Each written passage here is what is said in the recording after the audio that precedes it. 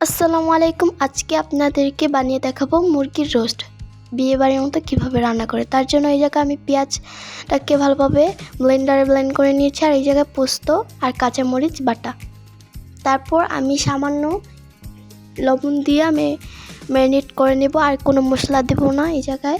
তারপর একটা বাটিতে আমি 1 চা চামচের মতো জিরার গুঁড়া নিলাম, 1 চা চামচ ধনিয়ার গুঁড়া,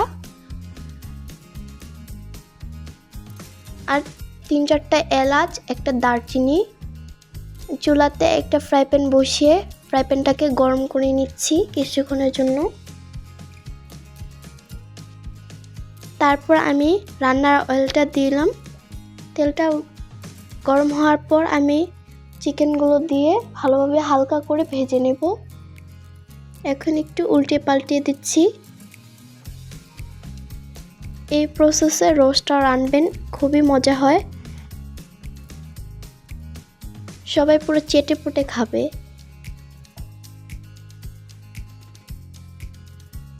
তারপর আমি একটা বাটিতে উঠিয়ে নিলাম।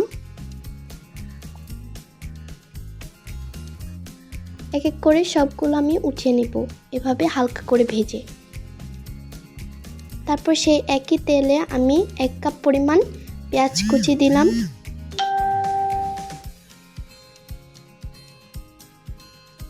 তারপর পেঁয়াজটাকে ভালোভাবে একটু নাড়াচাড়া করে দিলাম।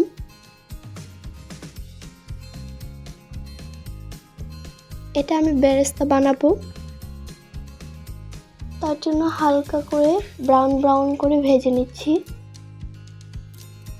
দেখতেই পাচ্ছেন আমার পেঁয়াজ কুচিটা ভাজা হয়ে গেছে বেরেস্তা। তারপর আমি একটা বাটিতে নামিয়ে নেব।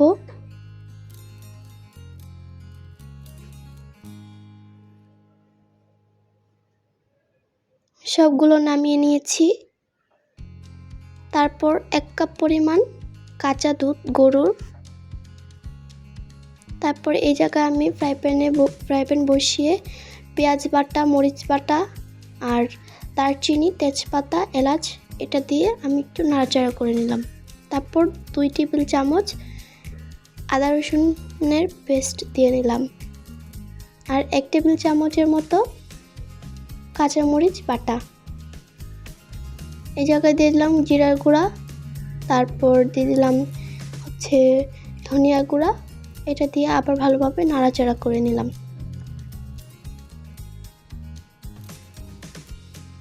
এভাবে নাড়াচাড়া করে তারপর এই জায়গায় কাজু বাদামের পেস্ট দেব 2 চা চামচের মতো, আর এই জায়গায় টক দই দিয়ে দিলাম।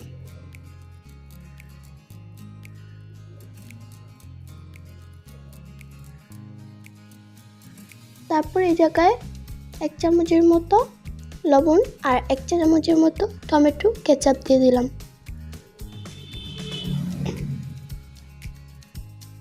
তারপর এটাকে ভালোভাবে কষিয়ে নিয়েছি। আমি একটু পানি দিয়ে নিলাম।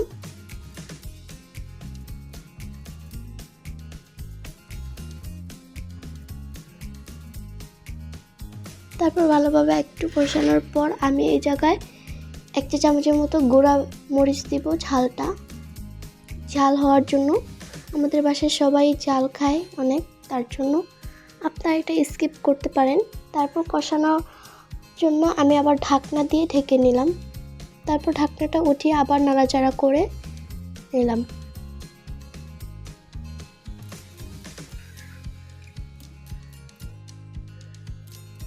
তারপরে এই জায়গায় এক এক করে সবগুলো মুরগি দিয়ে নিচ্ছি।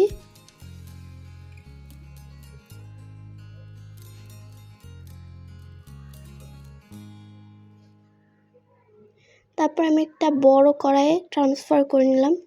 ওটা দেখছি জায়গা হচ্ছে না, তার জন্য এটা আমি দিয়ে নিলাম। এটাকেও ঢেকে কষিয়ে নিলাম, আর কিছুটা কাঁচামরিচ অ্যাড করছি। আর এই জায়গায় দুধ আর টক দই মিলে একটা মিশ্রণ বানিয়েছি, সেটা দিয়ে দিলাম।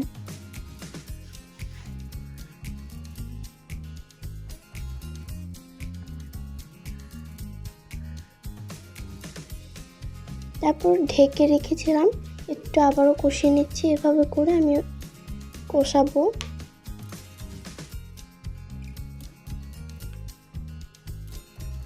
তারপর আবার 1 কাপ পরিমাণ দুধ দিয়ে নেব।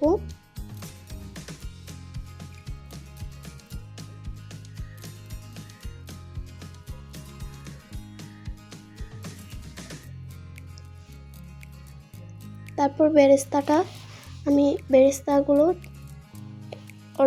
পুরো বেরেস্তাটা আমি এই জায়গায় ছিটিয়ে দিচ্ছি। তারপর ঢেকে রেখেছিলাম, আবার একটু নাড়াচাড়া করে দিলাম।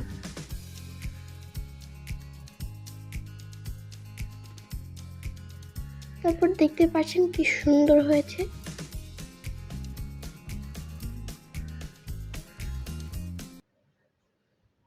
এটা আমার নতুন চ্যানেল, সবাই সাবস্ক্রাইব করে দেবেন।